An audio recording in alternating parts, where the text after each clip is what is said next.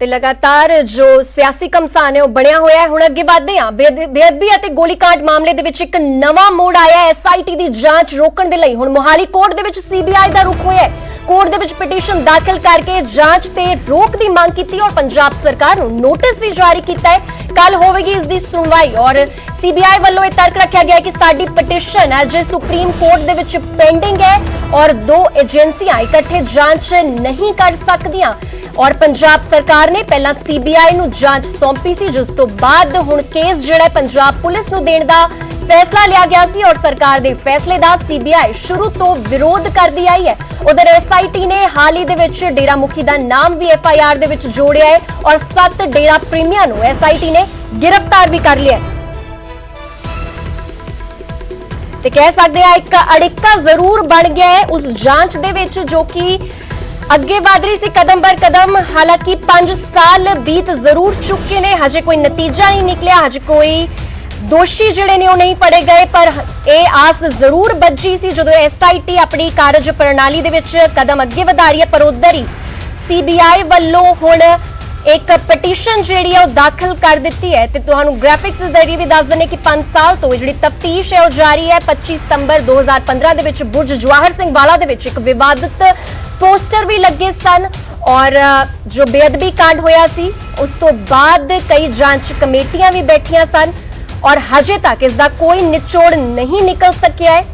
CBI कोल दे विच CBI कोल भी जांच गई, एसआईटी कोल भी जांच गई, पंजाब पुलिस दे कोल भी गई और उस तो बाद हुण सीबीआई वल्लों एक्शन लिया गया है ते बुर्ज जवाहर सिंह वाला तो पावन स्वरूप भी चोरी किए गए और विवादित पोस्टर भी लगे। 2015 दी यह घटना है, 5 साल हो चुके ने सिखां दी भावनावां दे नाल जुड़ी हुई यह घटना जिसका हजे तक कोई निचोड़ नहीं निकल पाया है।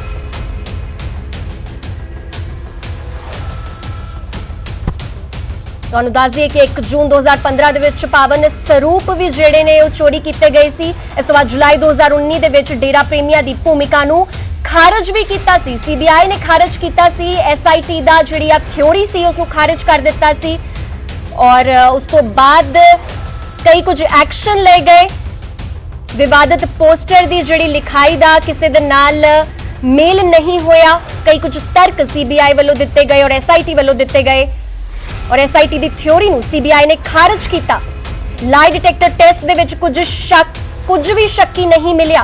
यह भी गल जिहड़ी थ्योरी जिहड़ी एसआईटी वालों रखी गई सी खारिज की गई सीबीआई वालों और डेरा प्रेमियां दी भूमिका नूं खारिज कर दिता सी सीबीआई ने। और तुहानूं दस दईए कि हाल ही दे विच जो एसआईटी वालों गल कही गई है उस च डेरा प्रेमियां दी भूमिका का साफ तौर पर जिक्र किया गया है, डेरा मुखी का जिक्र किया गया है और महेंद्रपाल बिट्टू, सुखजिंदर सिंह और शक्ति सिंह इस सारियां दे जिक्र किए गए सी। विवादित पोस्टर की लिखाई का किसी दे नाल भी कोई मेल नहीं होया सी। ते सीबीआई ने जो भी एसआईटी की थ्योरी सी उसनूं खारिज करके यह सब गल्लां जुलाई 2019 दे विच दाखिल की सी अपनी जो चार्जशीट सी।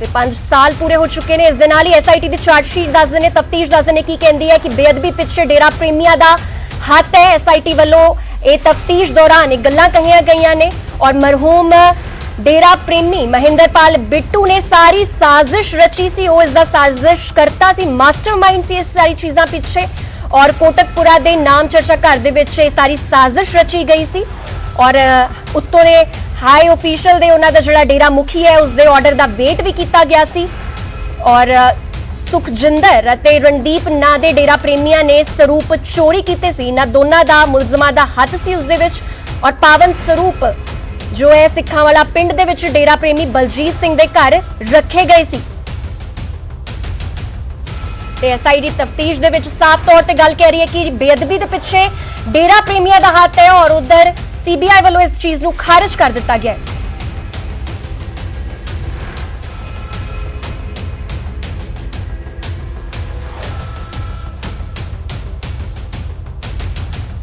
कल भी असी रेट्स करते रहे हैं तो since they are not available तिन्ने तो इसे करके असी मानयोग ਅਦਾਲਤ ਦੇ ਵਿੱਚ ਆਪਣੀ ਅੱਜ ਗੁਜ਼ਾਰਿਸ਼ ਕਰੀ ਸੀ, ਦਰਖਾਸਤ ਦਿੱਤੀ ਸੀ ਕਿ ਸਾਨੂੰ ਇਹਨਾਂ ਦੇ ਵਾਰੰਟਸ ਦਿੱਤੇ ਜਾਣ ਤੇ ਮਾਨਯੋਗ ਅਦਾਲਤ ਨੇ ਪਰਸੋਂ ਦਾ ਸਮਾਂ ਦਿੱਤਾ। ਸਰ ਹੁਣ ਇਹ ਮੰਨਿਆ ਜਾ ਸਕਦਾ ਕਿ ਡੇਰਾ ਮੁਖੀ ਸਿੱਧੇ ਤੌਰ ਤੇ ਜਿਹੜਾ ਇਸ ਮਾਮਲੇ ਵਿੱਚ ਹੁਣ ਜੋੜ ਲਏ ਗਏ ਨੇ। ਹਾਲੇ ਤੱਕ ਜਿਹੜੀ ਸਾਡੇ ਕੋਲ ਜਿਹੜੀ ਸਫਾ ਮਿਸਲ ਤੇ ਆਈ ਹੈ, ਗਵਾਹਾਂ ਦੇ ਬਿਆਨ ਤੇ ਸਾਰਿਆਂ ਦੇ ਵਿੱਚ ਇਹਦੇ 'ਚ ਜੋ national committee members in consultation with ਆਪਣਾ ਗੁਰਮੀਤ ਰਾਮ ਰਹੀਮ ਸਿੰਘ ਦੇ ਆਰ ਸਾਡੇ ਵੱਲੋਂ ਇਹ ਅੱਜ ਦੀ ਤਰੀਕ 'ਚ 2 ਨੰਬਰ ਖਜ਼ਨੇ 'ਚ ਅਸੀਂ ਦੋਸ਼ੀ ਮੰਨੇ ਨੇ। ਜਿਹੜਾ ਲਾਸਟ ਸਟ੍ਰॉ ਸੀ ਸਾਡੇ ਤਫਤੀਸ਼ ਦੇ ਮੁਤਾਬਕ, ਉਹ ਜਿਸ ਟਾਈਮ ਹਰਜਿੰਦਰ ਮਾਝੀ ਦੇ ਦੀਵਾਨ ਲੱਗੇ ਆ, ਜਿੱਥੇ ਕੁਝ ਡੇਰਾ ਪ੍ਰੇਮੀਆਂ ਨੇ ਪ੍ਰਭਾਵ 'ਚ ਆ ਕੇ ਪ੍ਰਚਾਰ 'ਚ ਆ ਕੇ ਕੁਝ ਲੋਕੇਟਸ ਆਪਣੇ ਲਾਹੇ, ਉਸ ਚੀਜ਼ ਨੂੰ ਲੈ ਕੇ ਡੇਰੇ ਦੀ ਕਮੇਟੀ ਨੇ, ਡੇਰੇਦਾਰਾਂ ਨੇ, ਡੇਰੇ ਦੇ ਪ੍ਰਬੰਧਕਾਂ ਨੇ ਤੇ ਡੇਰੇ ਨੇ, ਉਹਨਾਂ ਨੇ ਇਹਨੂੰ ਬੁਰਾ ਮਨਾਇਆ ਤੇ ਉਹ ਲਾਸਟ ਸਟ੍ਰॉ ਸੀ, ਜਿਹਦੇ ਕਰਕੇ ਇਹਨਾਂ ਨੇ ਬਈ ਜੇ ਇਹ ਸਾਡੇ ਜਿਸ ਚੀਜ਼ ਨੂੰ ਇਹ ਸਾਰੇ ਇਹ ਗੱਲ ਉੱਭਰ ਕੇ ਸਾਹਮਣੇ ਆਈ ਆ ਕਿ ਜਿਹੜੇ ਉਹ ਲੋਕੇਟਸ ਤੋੜੇ ਗਏ, ਉਹਨਾਂ ਨੇ ਇਹ ਗੱਲ ਕਹੀ ਹੈ ਕਿ ਇਹ ਸਾਡੇ ਪਿਤਾ ਜੀ ਦੀ ਆਪਣੇ ਦੀ ਨਿਸ਼ਾਨੀਆਂ ਦੀ ਬੇਅਦਬੀ ਹੈ। ਤੋ ਜੇ ਇਹਨਾਂ ਨੇ ਸਾਡੇ ਪਿਤਾ ਜੀ ਦੀ ਨਿਸ਼ਾਨੀਆਂ ਨੂੰ ਬਦਲਿਆ ਤਾਂ ਇਹਨਾਂ ਨੂੰ ਵੀ ਜਿਹੜਾ ਇਹਨਾਂ ਦੇ ਗੁਰੂ ਜਾਂ ਇਹਨਾਂ ਸਿੱਖਾਂ ਦੇ ਗੁਰੂ ਗ੍ਰੰਥ ਨਾਲ ਵੀ ਬੇਅਦਬ ਮਤਲਬ ਉਹਨੂੰ ਵੀ ਖੰਡਾਇਆ ਜਾਵੇ ਕਿ 3.5-4 ਮਹੀਨੇ ਜਦ ਗੁਰੂ ਗ੍ਰੰਥ ਸਾਹਿਬ ਚੋਰੀ ਰੱਖਿਆ, ਸਟੋਲਨ ਪ੍ਰਾਪਰਟੀ ਮਤਲਬ ਮੈਂ ਵੈਸੇ ਕਹਿਣਾ ਨਹੀਂ ਚਾਹੁੰਦਾ ਗੁਰੂ ਗ੍ਰੰਥ ਸਾਹਿਬ, ਪਰ ਸਿੰਸ ਸਰੂਪ ਨੂੰ ਚੋਰੀ ਕਰ ਲਿਆ ਤੇ ਇਹਨਾਂ ਨੇ ਰੱਖਿਆ ਜਿੱਥੇ, ਤਾਂ ਉਹਨੂੰ ਅੱਗੇ ਰੱਖਣਾ ਤੇ ਉਸ ਤੋਂ ਬਾਅਦ ਇਹ ਡਾਇਰੈਕਸ਼ਨਸ ਵੀ ਰੱਖੋ ਹਾਲੇ ਸਾਂਭ ਕੇ, ਅਸੀਂ ਤੁਹਾਨੂੰ ਦੱਸਾਂਗੇ ਕੀ ਕਰਨਾ।